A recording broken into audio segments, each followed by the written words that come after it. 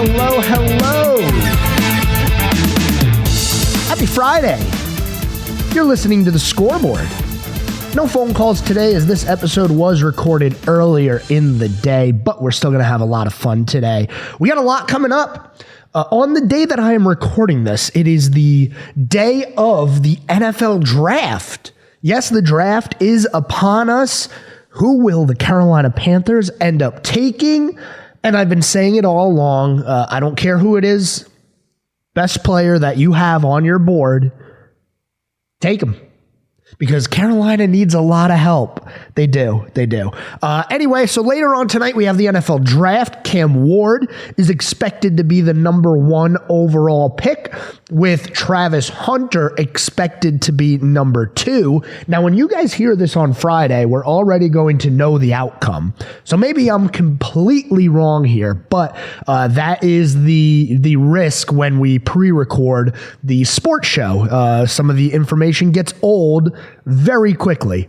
And today's one of those days, because in between the recording of this episode and the airing of this episode, the entire first round of the NFL draft is going to take place. So it is the way it is. Unfortunately, I can't talk about that until next week's show, but we'll see what we can do, you know?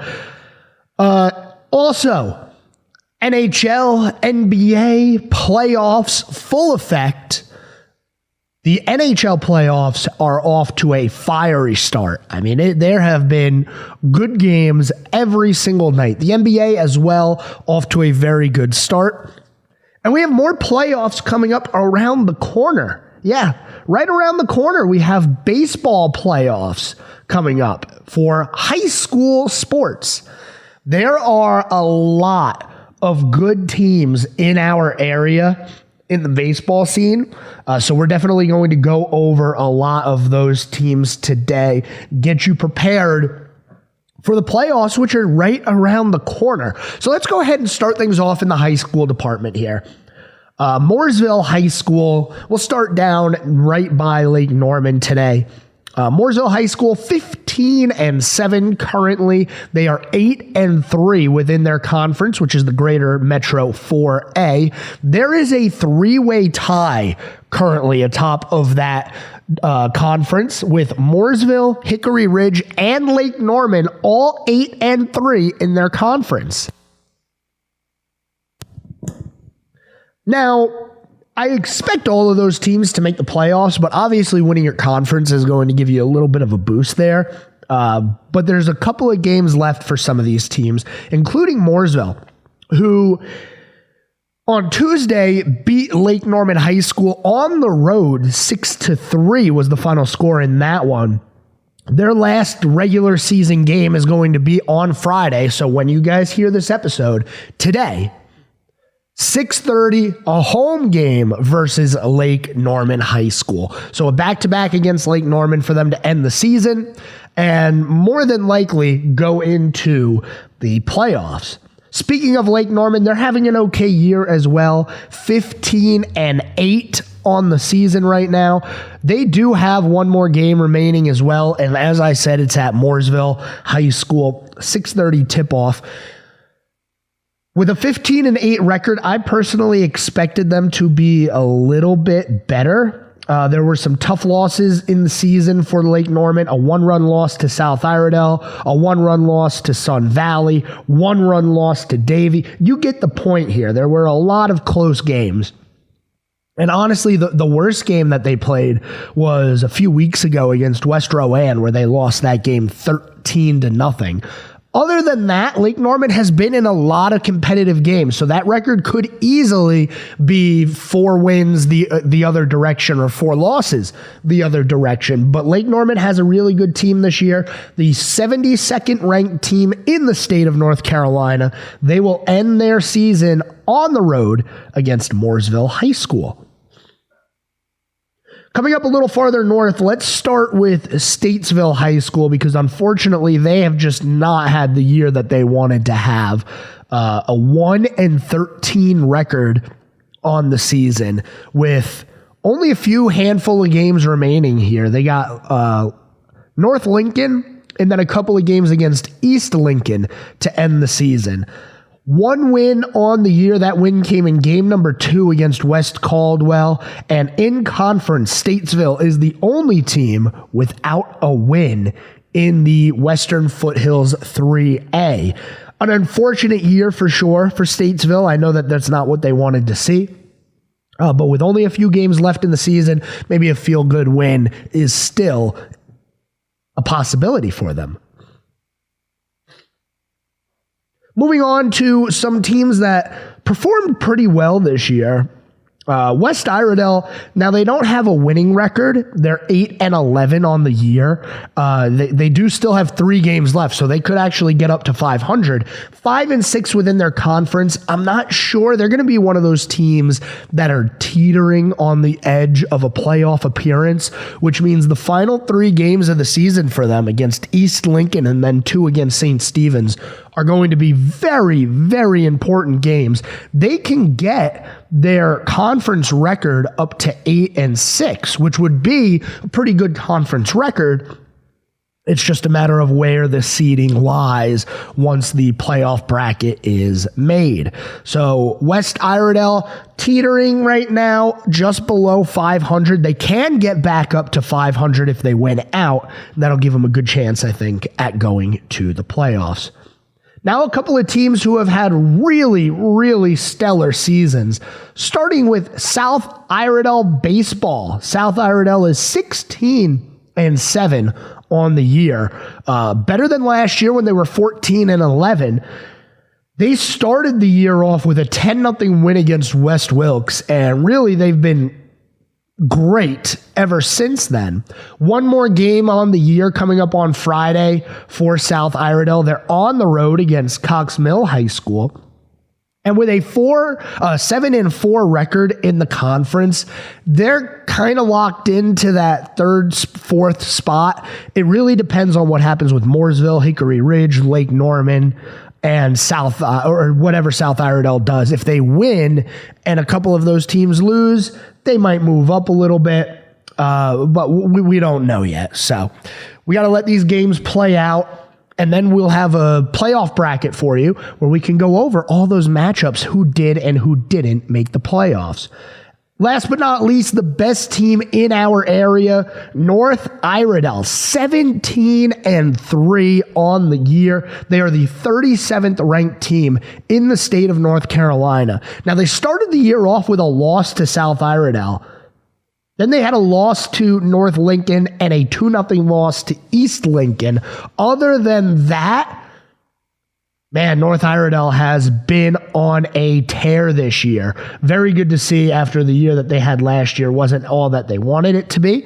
But that's where things lie right now. So with that being said, as we continue to talk about the high school sports scene, we'll continue to update you on playoff positions, seedings, once we get to that time. But we're going to go to our commercial break right now. Don't go anywhere. We're back after this.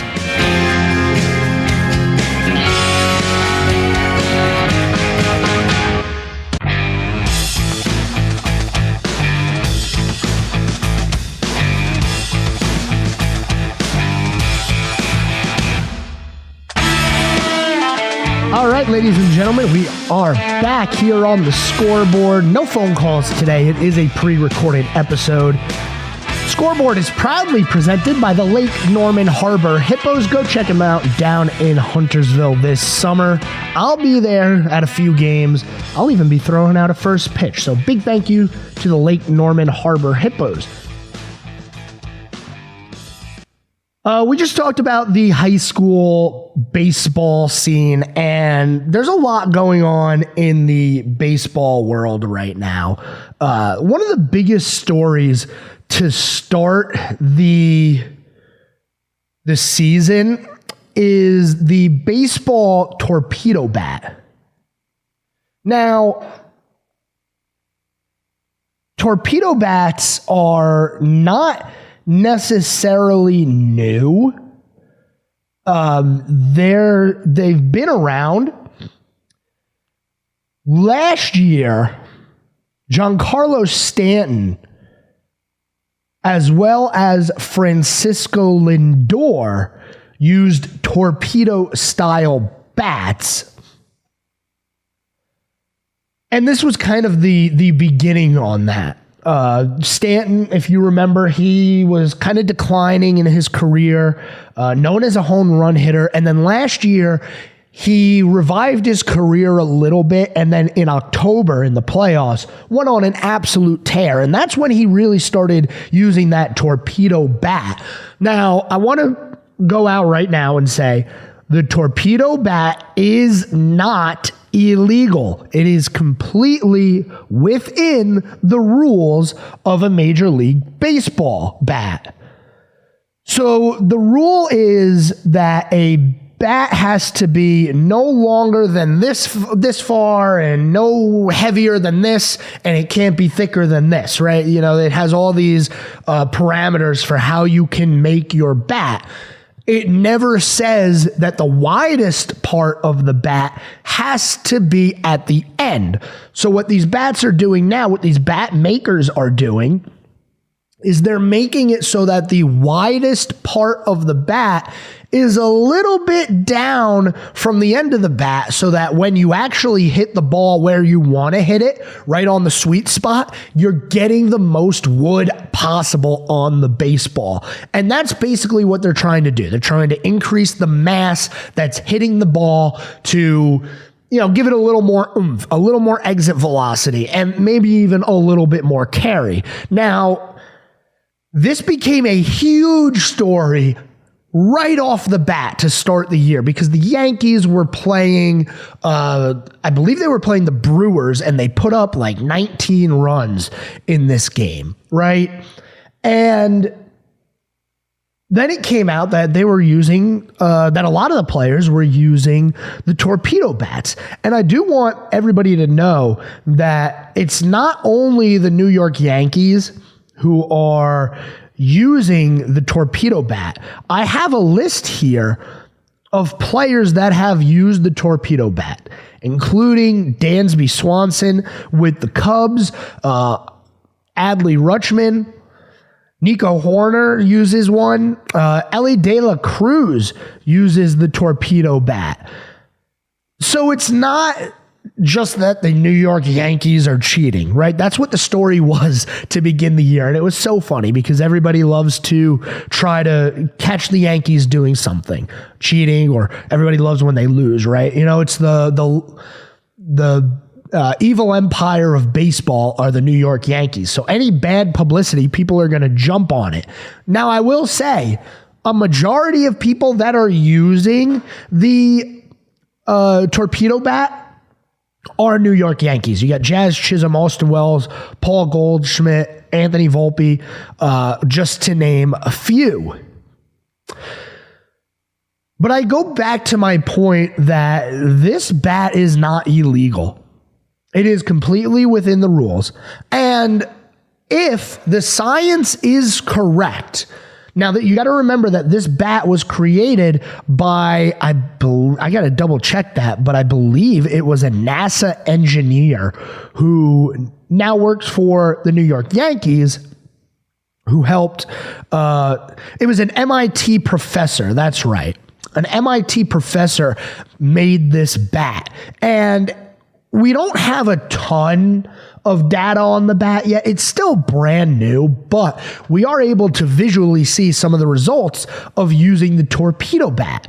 As the Yankees absolutely destroyed the Brewers that weekend, the day after, there were a ton of reporters and analysts talking about that torpedo bat. I would love to see what the year-long results of using the torpedo bat is, because if it is better than the traditional style of bat, I expect it to become the main bat used in baseball, is the torpedo style bat. Why wouldn't you? If it's within the rules and science is telling you that it's better, that you'll hit the ball harder, the ball will carry farther, why wouldn't you make the switch? And I understand that pitchers might be upset with this because they're trying to nerf the pitchers and take away their sticky stuff and make it so that they have to pitch faster. So I get why they're mad that batters are now using this style bat, which seems to be a performance-enhancing bat, but it's within the rules. The bat is not wider than what it is legally allowed to be. It's not heavier than what it's legally allowed to be, and it's not longer than it's legally allowed to be. So what's the problem? I don't see one personally. I don't. If you're mad that people are using the torpedo bat and they're getting better results than you, well, hey, how about this? Maybe just use the torpedo bat. Why not? Why not, right? Try. If you don't like it, go back. This season is 162 games long. Take 10 games and experiment a little bit. Why not? What is the downside? I've yet to hear anybody tell me the downside. Now, I did hear that Giancarlo Stanton's injury that he's dealing with right now was caused by the use of the torpedo bat, which I don't understand how that's even possible. But nonetheless, that's where we are with that. If you are upset, just use it. I don't have anything more to say about the torpedo bats. I know I've been teasing it a little bit over the past couple of weeks, saying that I would get to it and we'd talk about it. But really, what is there to talk about? If it's better and it helps, then use the bat. Simple as that. Going through the MLB season right now, the best team in baseball are the New York Mets. Did you see that coming? I didn't. The New York Mets, 18 wins. They have the most wins in baseball, 7 losses. They have the least amount of losses in baseball.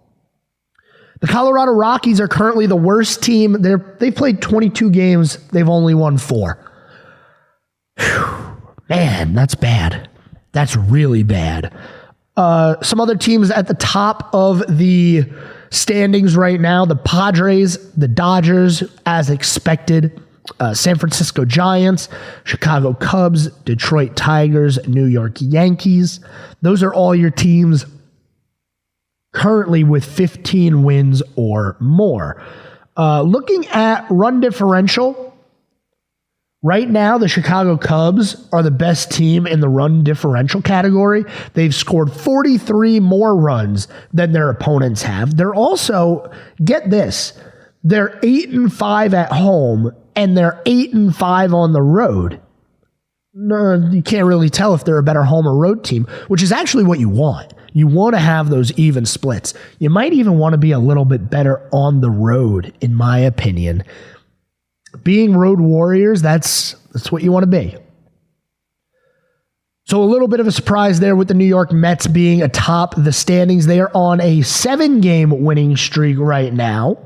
The only team to have won more than 3 in a row so far, or right now at least, as this is being recorded. Now, as I am recording, I got to let you know, there are baseball games being played. The White Sox are actually winning.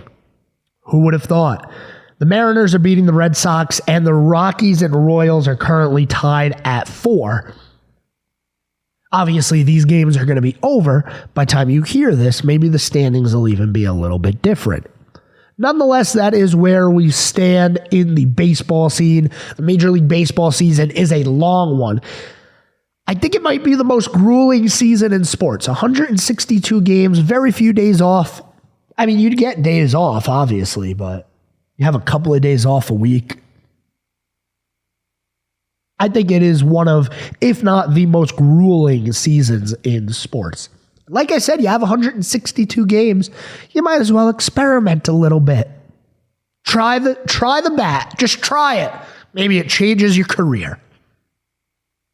We're going to head to our next commercial break, ladies and gentlemen. Thanks, everyone, for tuning into the Scoreboard today. Happy Friday to you.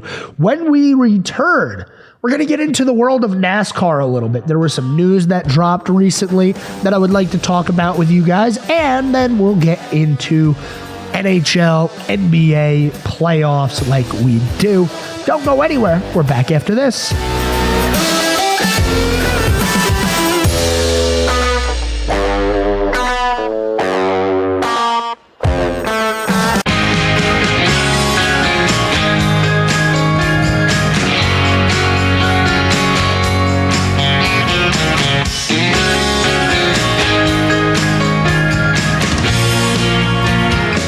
Back, ladies and gentlemen, to the Scoreboard. Happy Friday to you. The Scoreboard is proudly presented by the Lake Norman Harbor Hippos. I'll say that one more time.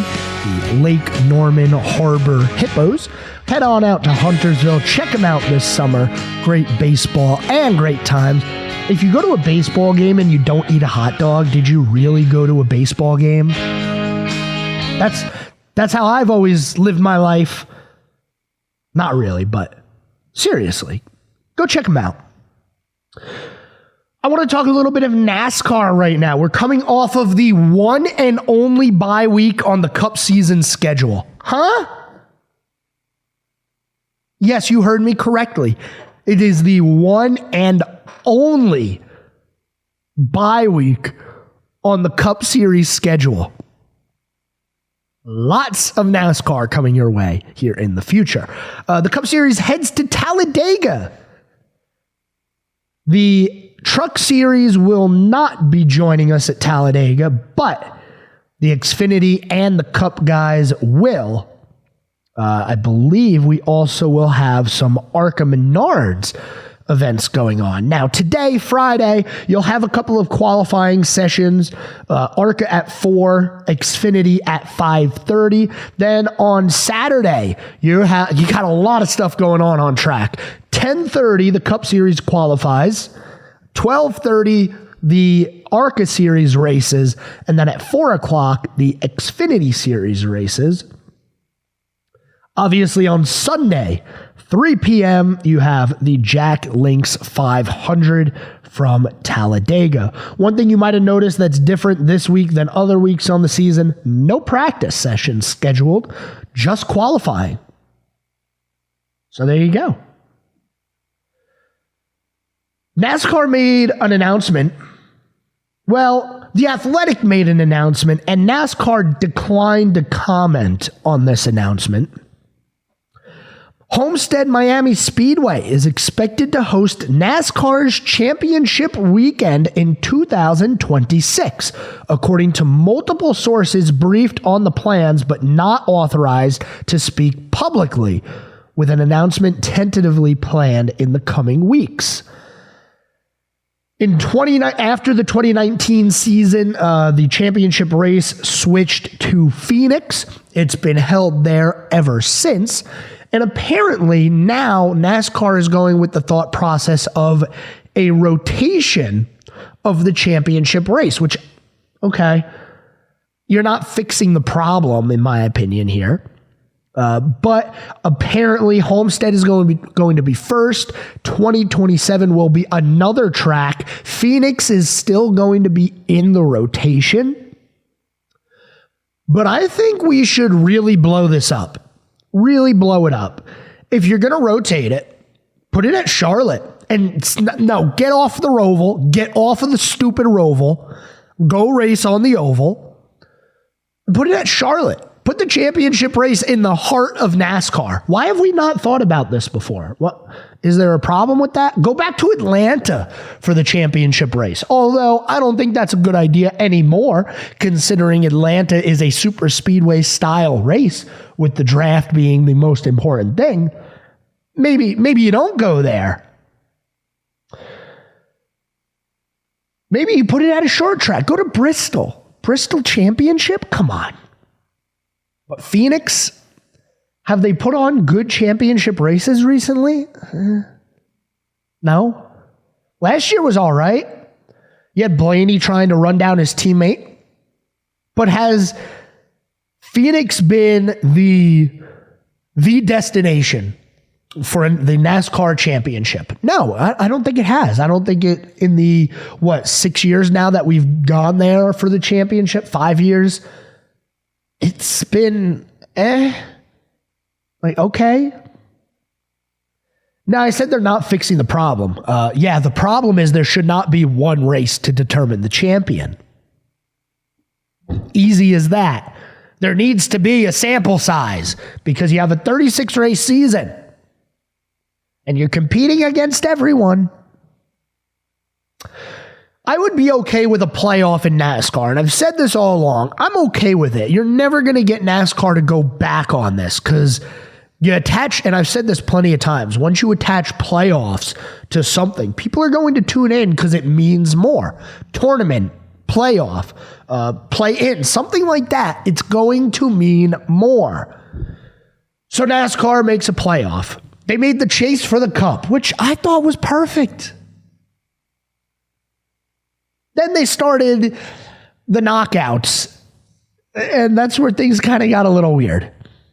You have one race to determine a champion. I think it needs to be at least 3. I've been saying it for years now. I think you're never going to make everybody happy. Okay, we need to get that right. You're never going to make everybody happy. But I think the way you make most people happy is go back to, and I might get the year wrong on this, but I believe it was the 2012 format where the top 10 in points go into the chase, and then your 2 winningest drivers outside of the top 10 go into the playoffs as a wild card. And then you run the final 10 races and see what happens. You don't give out, you'd have to stop doing playoff points because I think it should just be 5 points or maybe 1 point because the points are now 1 point per position. 1 point separating you from the next guy all the way down. Maybe you keep the playoff points in there, but you never reset the points.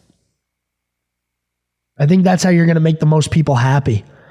And obviously, your lifelong NASCAR fans who grew up when it was a season-long format and the best car throughout the season won the championship, you're never going to appease that person because you're never going to go back to a season-long points format.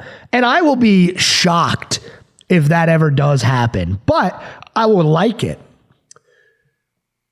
I think what people forget is that more often than not, a season-long points format resulted in a champion being crowned earlier than the last race, which you don't want. People are going to stop watching once the champion's crowned, especially in today's day and age with social media and streaming, and you have anything that you could possibly want to watch. People are not going to watch if your champion is already crowned 2 races before the season ends. I think Formula One currently has that problem.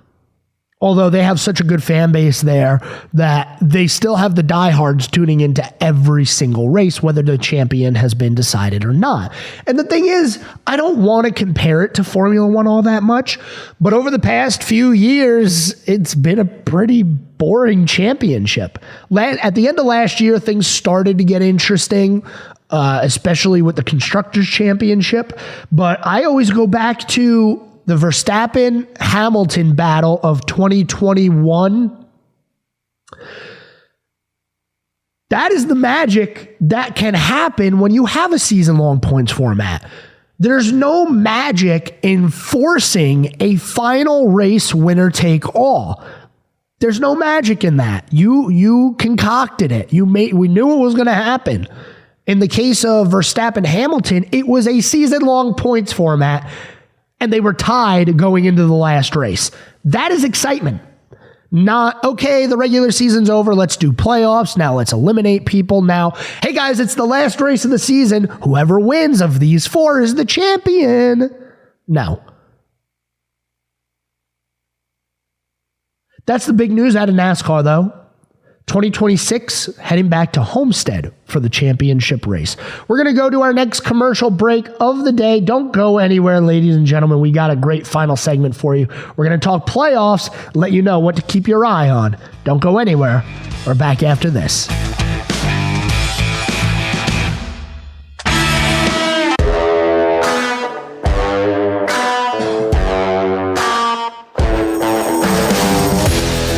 ladies and gentlemen, final segment here on this Friday, the day after the first round of the NFL draft. Now, I would go ahead and let you know who the Panthers selected, but this episode was recorded earlier. Today is Thursday.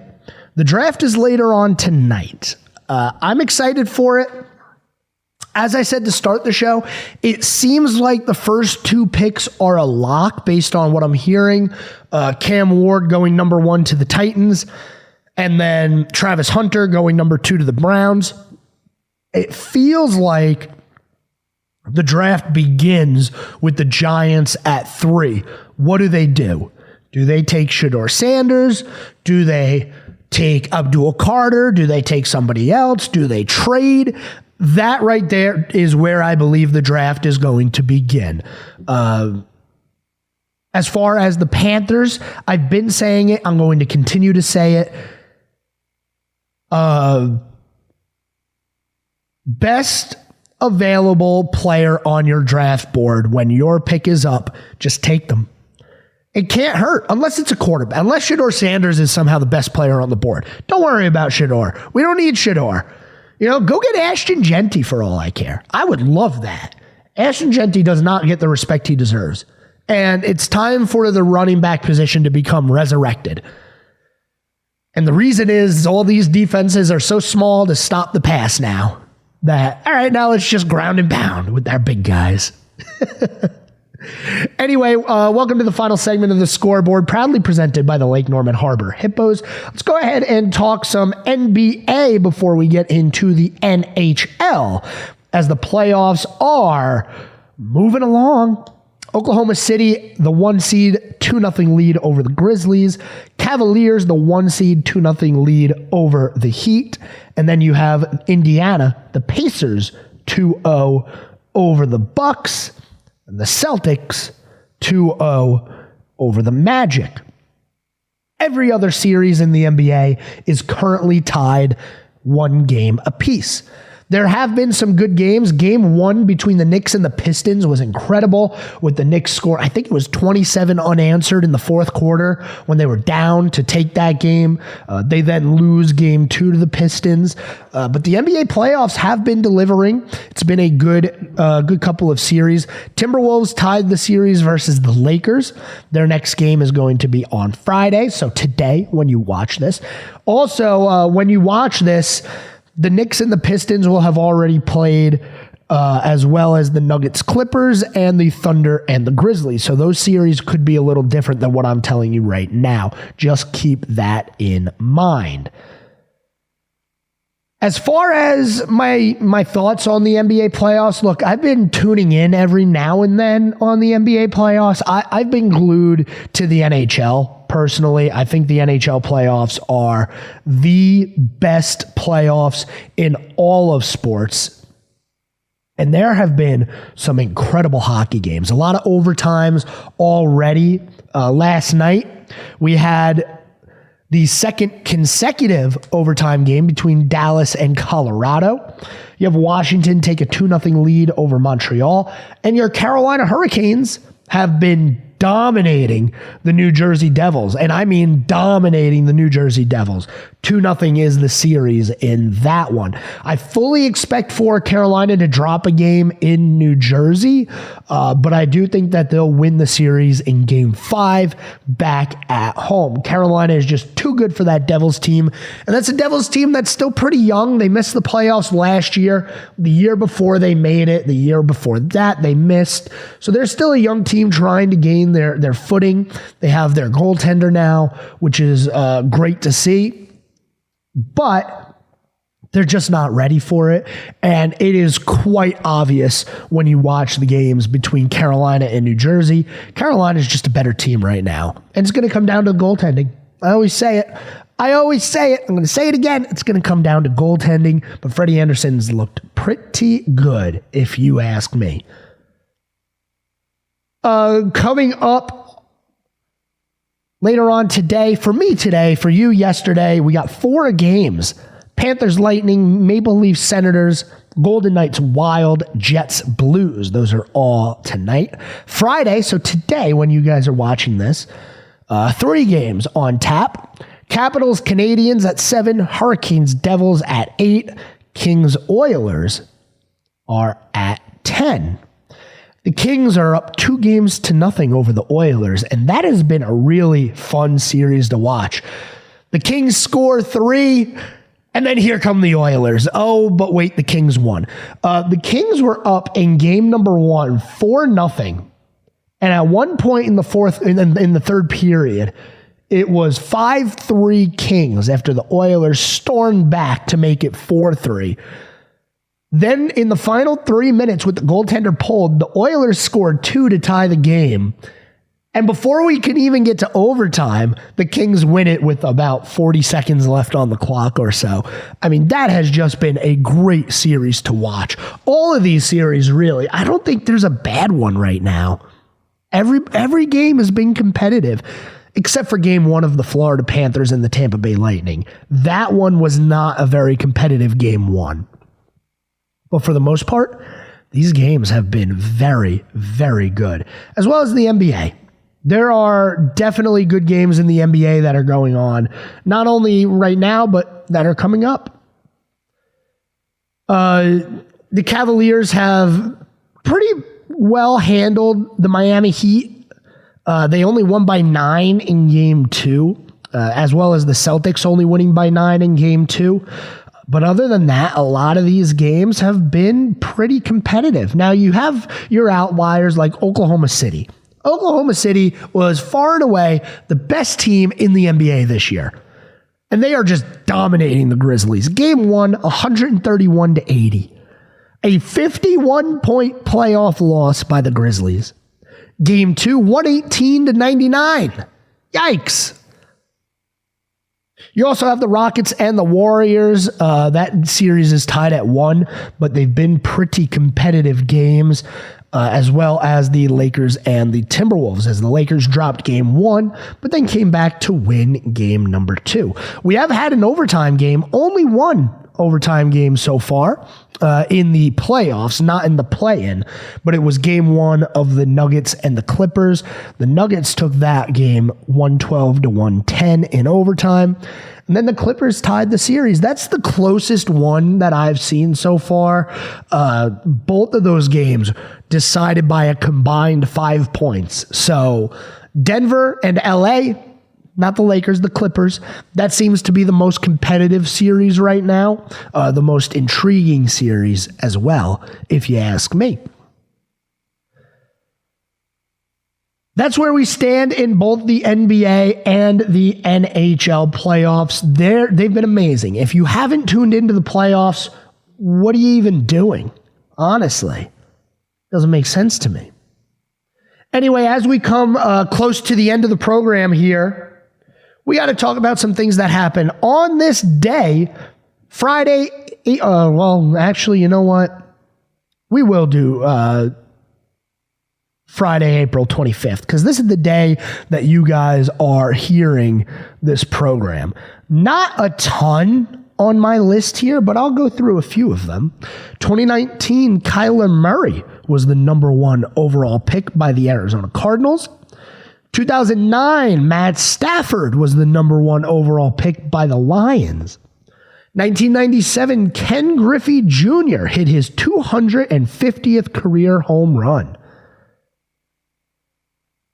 Also on this day, Mario Lemieux ties an NHL playoff record, scoring 4 goals in the first period. That was 1989. Oh my goodness, Lemieux.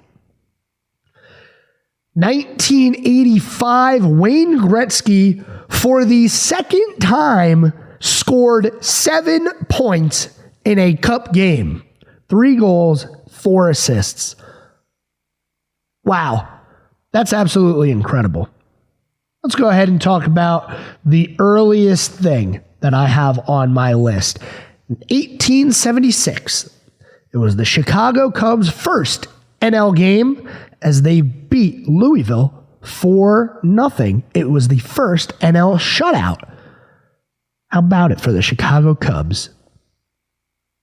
That's all we have for you here today on the Scoreboard. I appreciate each and every one of you tuning in, as you do every Friday, to get your sports updates. Check out Talladega this Sunday, the NBA playoffs, the NHL playoffs, and today, the rest of the NFL draft, as round 1 was yesterday.